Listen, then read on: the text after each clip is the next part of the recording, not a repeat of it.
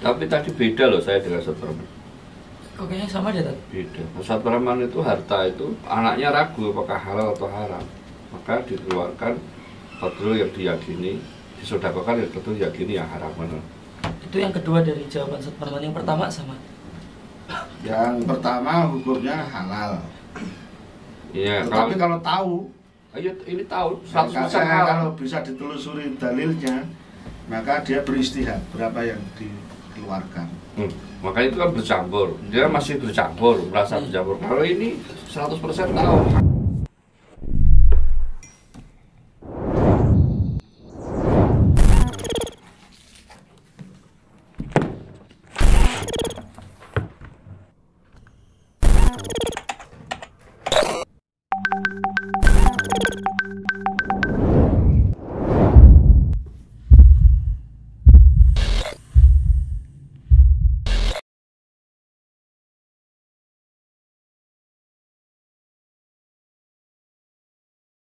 Bismillahirrahmanirrahim. Assalamualaikum warahmatullahi wabarakatuh. Waalaikumsalam warahmatullahi. Hamdan wa syukurillah, salatan wa salaman ala rasulillah, habibina wa syafi'ina wa qurrati a'yunina, sayyidina wa maulana Muhammad ibn Abdillah sallallahu alaihi wasallam wa ala alihi wa ashabihi wa mawalah, ma ba'd. Teman-teman sekalian, pemirsa Al-Kalam dimanapun antum semuanya berada, yang semoga selalu menjaga lindungan serta naungan Allah Subhanahu wa taala.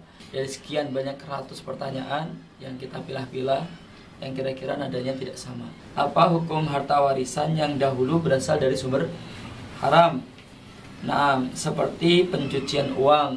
Ini sang penanya ngasih beberapa contoh. Atau merampok. Nah, apakah harta tersebut boleh ahli waris memanfaatkan atau wajib sedekahkan sebagai bentuk perbuatan ihsan atau sebagai bentuk perbuatan baik kepada yang memiliki harta? Mohon jawabannya.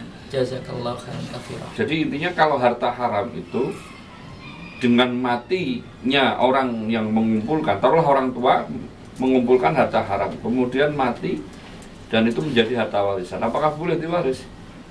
Memang di sini ada beberapa bentuk harta haram yang dibedakan. Yang pertama, kalau misalnya hasil penjualan narkoba, hasil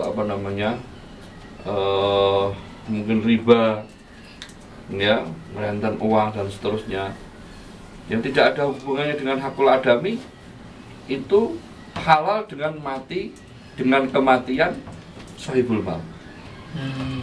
Menjadi bersih dan halal dengan kematian sahibul mal. Jadi boleh diwaris.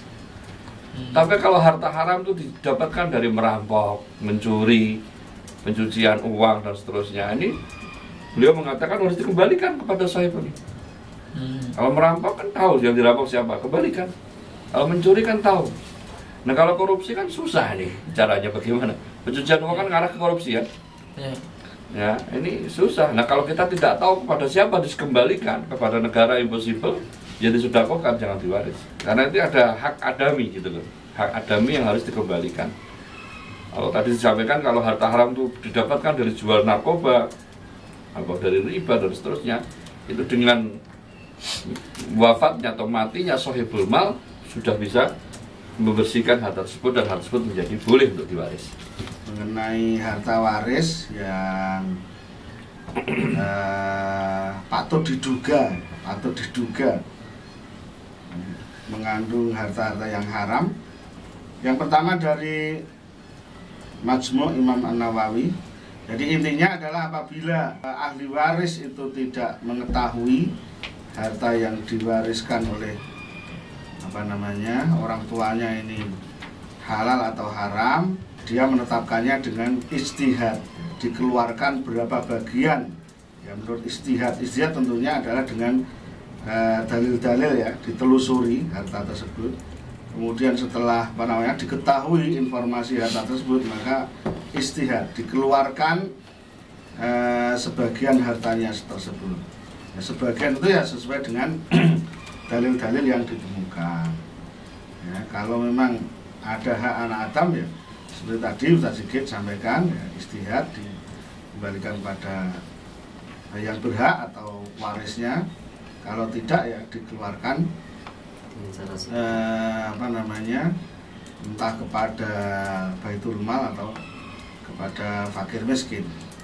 Demikian juga Syekhul Islam Ibnu Taimiyah di dalam fatwanya dia mengatakan wa amal qadru alladzi ya'lamu alwaladu annahu riba masalan fayuhrijuhu imma ayyuraddahu ila ashabihi in amkana la illa maksudnya apabila tidak mungkin tasaddaqa wa in ihtalata al halal bil haram wa jahula qadra kulli minhuma ja'ala dzalika nisfaini. Tapi kalau setelah ditelusuri ya memang nggak ada dalil-dalil ya istihadnya adalah kira-kira separuh sing halal separuh sing haram, maka langkahnya tadi kalau berkaitan dengan anak Adam maka dikembalikan kepada yang berhak atau ahli warisnya. Apabila tidak ada kaitannya dengan anak Adam ya, tapi jelas-jelas haram ya disodakohkan atau dimasukkan ke Baitul Mal. Wallahu alam bishawab. Tapi tadi beda loh saya dengan Ustaz Rahman. Kok kayaknya sama deh tadi? Beda. Ustaz Rahman itu harta itu anaknya ragu apakah halal atau haram, maka dikeluarkan qadrul yang diyakini, disodakohkan yang tentu diyakini yang haram. Itu yang kedua dari jawaban Ustaz Rahman. Yang pertama sama? Yang pertama hukumnya halal. Iya. Tapi kalau tahu, ayo ini tahu 100% halal. halal. Kalau bisa ditelusuri dalilnya, maka dia beristihad berapa yang dikeluarkan. Makanya itu kan bercampur. Dia masih bercampur, merasa bercampur. Kalau ini 100% tahu haram, dodolan ganja. Dodolan dia rentenir saja. Tapi rentenir itu kan tidak 100% haram kan. Ada roksul mal kan. Jadi roksul malnya kan tetap makanya di situ nah pendapat yang saya ahli Jummah mengatakan bahwa huru bimauti sahibil mal. Halal dengan matinya sahibul mal jadi halal, boleh dipakai. Bukan disedekahkan, boleh dipakai. Ini yang saya ahli Jummah loh ya. Nah, yang harus dikembalikan harus sedekahkan kalau ketemu itu yang hasil ngerampok, korupsi. Nah, itu kalau itu harus dikembalikan pada yang punya. Tapi kalau riba hasil jualan haram, riba yang tidak berkaitan dengan Adam. Nah, riba kan berkaitan dengan Adam. Kita rentenir. Iya. Iya. Pokoknya secara langsung kan secara langsung. Lah sing direntenir dulu kok. Sing dituju kan angel. Antara odin loh. Iya, tapi tetap zalim tapi. Kalau yang kalau yang saya pahami tadi yang dibaca Ustaz Parman itu di Majmu' Fatawa itu pertanyaannya adalah an rajulin murabin khalafa malan wa waladan wa huwa ya'lamu bihalihi fa hal yakunu al malu halalan lil waladi bil mirasi amla ya.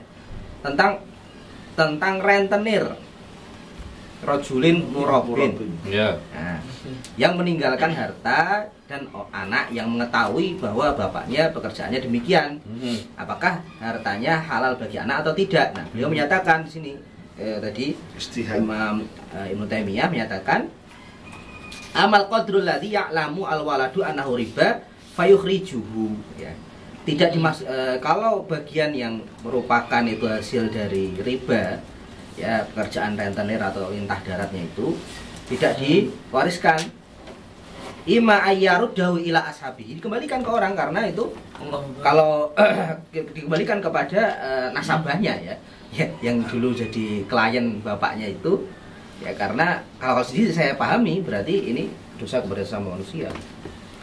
Kalau kasusnya berarti gini sama dengan apa yang dikatakan Ibnu Rus kan, al-malul haramu la yutibu bil mirathi, bahwa harta haram itu nggak bisa menjadi baik sebab dimiras, diwaris. Makanya makanya kalau ahli waris itu tahu ya sudah kembalikan kepada yang punya kalau memang tahu. Kalau tidak tahu sodakohkan. Itu Ibnu Rus seperti itu. Nah, kalau kasusnya tidak tahu man warasa malan walam ya'lam min aina kasabahu muwarithuhu amin halalin amin haramin, hanya don aja ini mendapatkan warisan apakah dari halal atau haram. Nek jumhur ulama mengatakan halal kalau nggak ada tanda-tandanya, tanda-tanda mengarah ke haram. Ya, jadi masalahnya kan ada dua. Yang pertama ini kan dia tahu hasil ini. Yang pertama adalah hasil dari dosa-dosa kepada sesama manusia. Satu, harta haram ada dua. Ya, kita tafsir. Yang pertama adalah harta haram hasil mendolimi orang lain, ya, merampok, mencuri. Nah, riba mau dimasukkan atau tidak? Kalau Ibnu Taimiyah dimasukkan. Syariah. Nah, kalau Ibnu Taimiyah dimasukkan. Pelanggaran sama anak Riba Adam. yo, piye mau riba kok sing dikek riba yo gelem kok. Malah kadang jaluk. Kalau misalnya kalau Kalau Ibnu Taimiyah riba ini dikembalikan kepada nasabah. In'am kana. Ya kalau tahu Nah, berapa besarannya, ya kalau ada catatannya kan biasanya juga ada catatannya. Sehingga ya apa namanya? Sepemahaman saya ini adalah termasuk yang pertama, ya, dosa kepada sama anak Adam. Yang kedua, dosa kepada Allah. Dosa kepada Allah, ya. Yang urusannya kita sama Allah aja.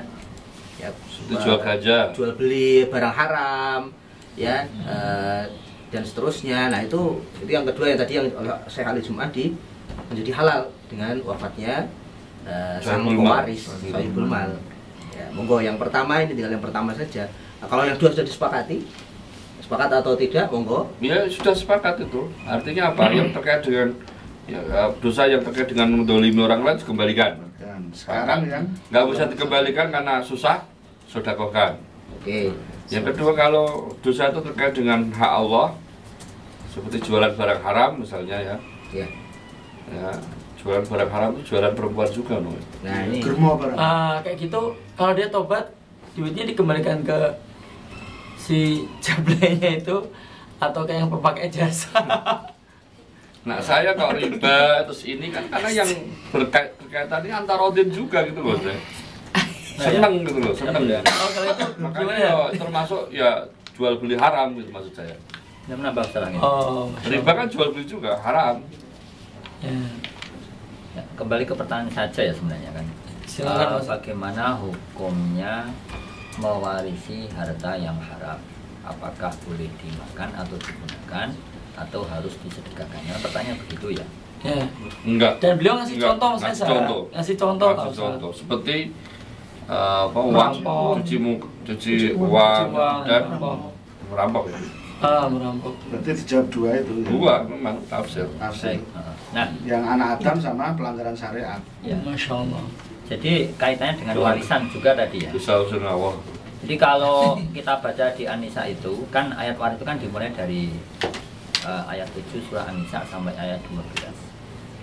Nah, di antara itu ada sela-sela ayat 2 dan ayat sebelumnya ada ayat 2 dan di tengah-tengahnya ada ayat 10 itu tentang